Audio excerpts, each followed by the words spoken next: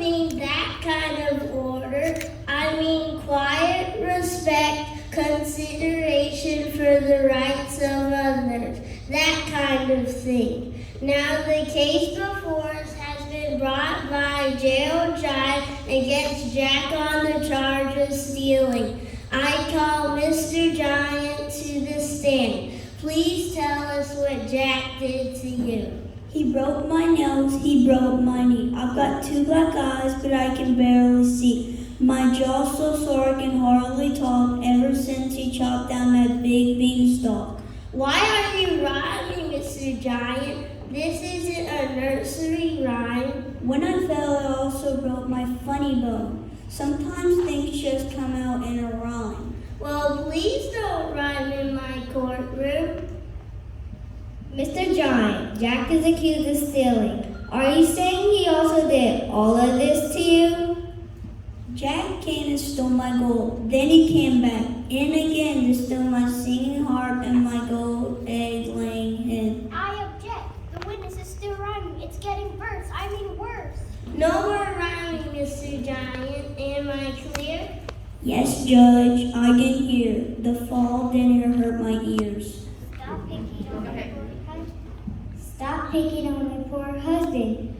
What are you going to do about the Jack and the things he stole? Throw the book at him, Judge. I object. What are you objecting to now? It's dangerous to throw things.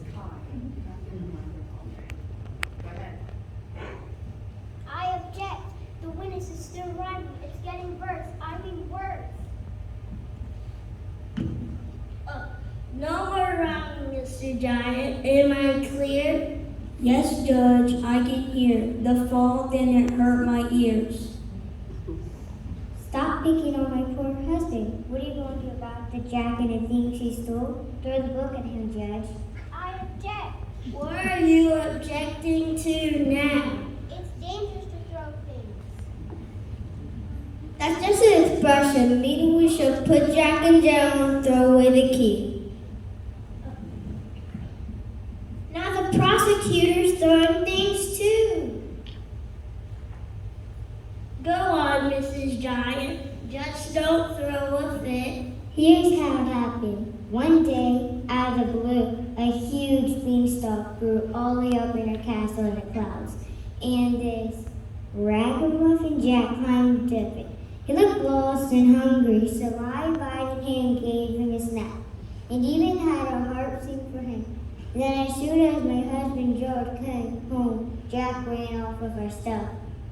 I chased him out of the room and out through the yard. I chased him down the beanstalk. We were running really hard, but he got down first and chopped on me so flat. So down I fell and landed with a splat. Splat. Are you allowed to say splat in court?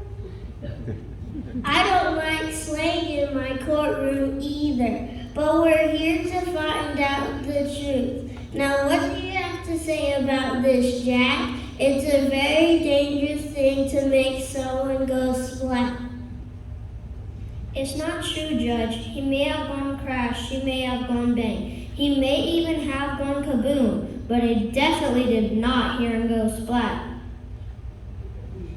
That's ridiculous at her splat, all the way up in her castle. It was a splat and that's that. Rhyming alert! Rhyming alert! Order the court, I say. Is it time to order pizza now? Enough about pizza and enough about splat. Prosecutor, do you have any other witnesses? Yes, Judge. I called the clerk from the Axe Depot. Now, Mrs. Clerk. You didn't ask if I promised to tell the truth, the whole truth, and nothing but the truth. Sorry about that. Well, do you? Of course, what a silly question. Now, do you know Jack? Yes, he came to Axe Depot a couple of weeks ago with the biggest bag of gold I've ever seen. What did Jack want? The fanciest, most expensive axe in the world. He bought the beanstalk shop for $3,000. It took that whole bag of gold to buy it too. That was our retirement money. What did Jack want? The fanciest, most expensive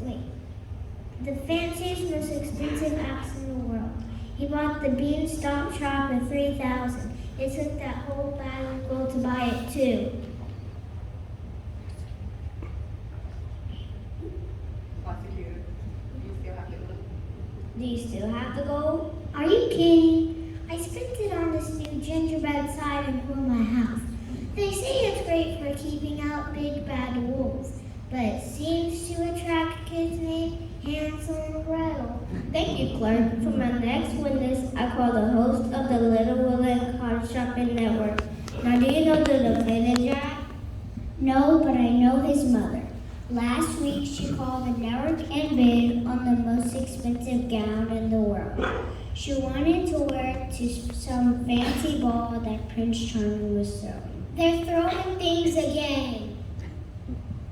Go on, please. Well, she didn't have any money, but she claimed she had a hen that lays golden eggs. Did you take her hen for the gown? I may be a fairy tale character, but I wasn't written yesterday. Who wouldn't take a hen that lays golden eggs for a dress? When is it my turn to cross-examine the witness? Okay, go ahead.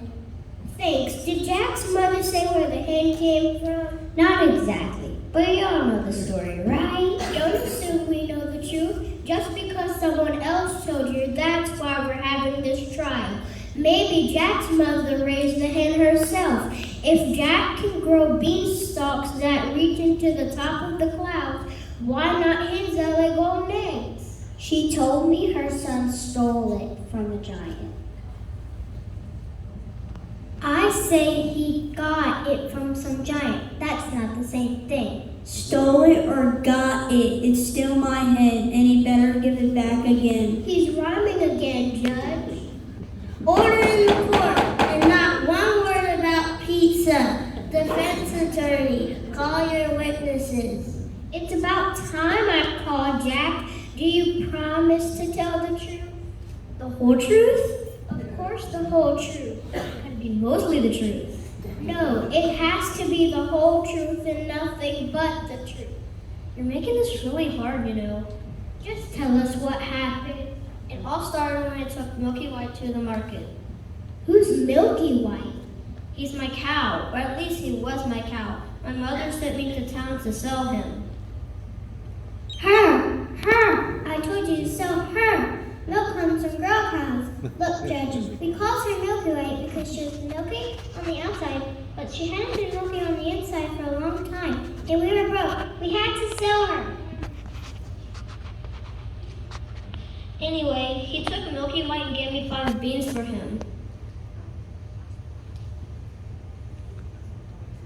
Oh, I was on my way to the market when this mysterious man came out of the shadows. A mysterious man? I hope you don't expect us to believe that. He had a hat on and didn't say a word to me.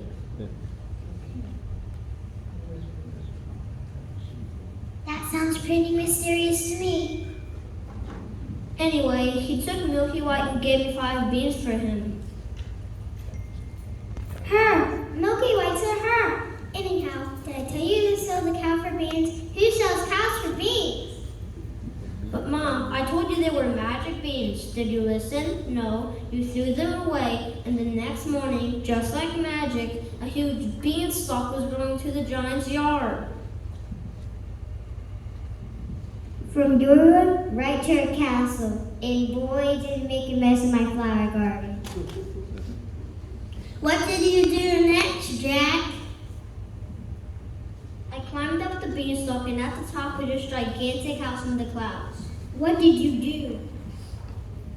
I snuck inside. After that long climb, I was hungry. I told Mrs. Giant that I was a poor, starving lad who had gotten lost and climbed up the beanstalk. She fixed me a big plate of food. A big plate of food. Then all of a sudden, Mr. Giant appeared and went all fee-fi-fo-fum on me. What do you mean he went all fee-fi-fo-fum on you? He started yelling, fee-fi-fo-fum, I smell the blood of an Englishman. I'm not English. I don't even know what an Englishman smells like, but I wasn't taking any chances. Jared is always fee-fi-fo funny, Judge. He doesn't mean anything by it. So what did you do? I'm sorry for interrupting, Judge, but this is getting pretty interesting to me.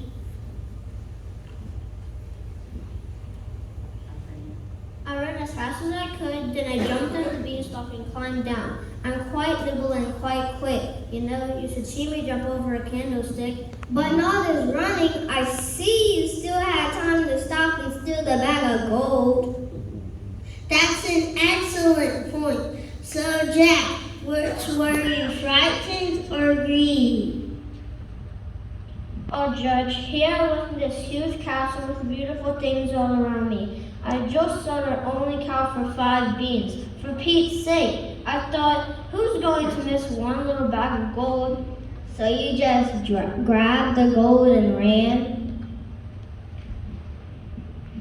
He's guilty, Judge. He's just admitted. He didn't mean it, Judge. He didn't know what he was doing. He's guilty.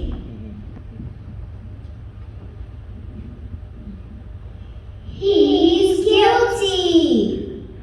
Silence! Now you listen, Jack. Did you steal all those things from Mr. and Mrs. Giant? Yes or no? Yes, I did. And did you chop down the beanstalk? With my husband on it?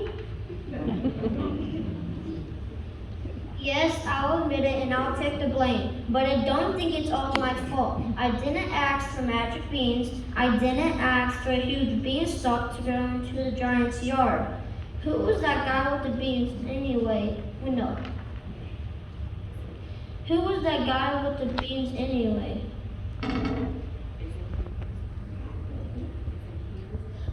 Isn't he responsible for what happened too? The name is Bean Guy. Bean Guy! Yes, Bean Guy. I'm traveling from fairy tale to fairy tale, giving people magical beans. I've never heard of you before. That's because this is my first fairy tale. After this, they've got me scheduled for a fairy tale tour.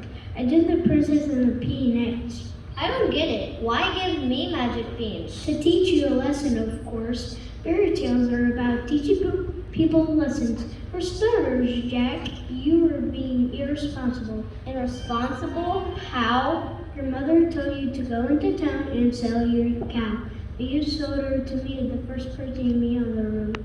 You're lucky you got beans for her. And didn't anyone warn you about telling to strangers? Wow, you're right. I could have gotten into even worse trouble. How can I ever thank you? Now that you mention it, I could use some help in my bean laboratory. I'm working on a magical bean that puts beautiful girls to sleep for 100 years. What about our heart, our hen, and our gold? That's our sayings for when we're old. Mr. Giant is right, even if his rhymes are a fright. You're going to have to work off your debt to Mr. and Mrs. Giant first. You can clean their giant house and wash our giant floors. Then sing like the harp for their supper. And oil our squeaky doors. Bean Guy, was this your idea all along? You know how Cinderella has a fairy godmother? Well, Jack, you have a Bean Guy. But Cinderella went to the prince's ball. And you gotta go to the giant's castle. Maybe we think about the consequences of reactions before it takes something that it doesn't want to. Mr. Giant, are you satisfied with this decision? Absolutely, Mr. Bean Guy. Hey, I didn't run that time. I'm cured. That concludes our case. I have just one more thing to say. Order in the court. Allah!